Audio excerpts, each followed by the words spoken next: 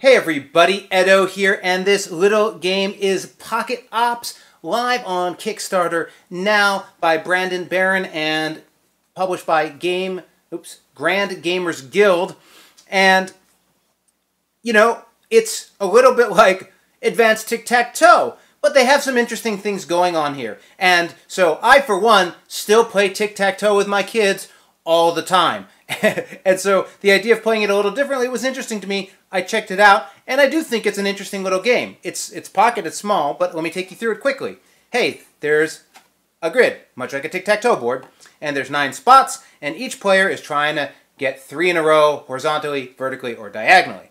Okay, and you do that on your turn by playing ops, and these are all prototype components, onto spaces to do that. So how's it different? Well, there are a couple things. First and foremost, you have these cards that they're these prediction cards where the player who goes, the player who's not going, whose turn it isn't, is going to predict which place you're going to go. First round, I'm probably going to predict center. What's interesting here is they play that card face down and then the other player goes. And if you predicted where they're going to be, they don't. It's a no move. They don't get to place a tile. If they placed anywhere else, it goes there. So that dynamic alone is interesting.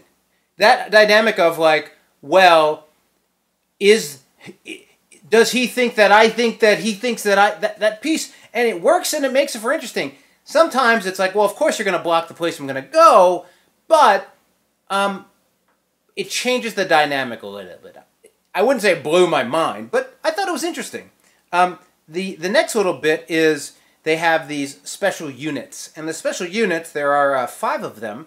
And they do interesting things like let you kill somebody, kill a tile on the board, from on top of it, from next to it, push it, little things like that. And at the start of the game, you're going to look at 2 and pick 1. So everyone has a special unit, and for what it's worth, it counts as a normal tile, and if it's not thwarted by a prediction, you get its ability.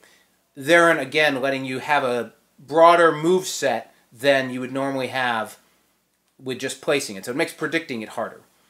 Players are looking to win twice, and I think you get a gem and then you play it and you use the Doomsday device. But this is just thematic. It's a small game. It's an interesting take on tic-tac-toe. I found it entertaining. I would play it, and bring it along if the packaging was nice and tight. So check it out. You can probably, try it out. I suspect they'll have a print and play and see if it works for you. Again, I thought it was an interesting take on tic-tac-toe. So subscribe, share, all that good stuff. Most importantly, play some great games. Thanks.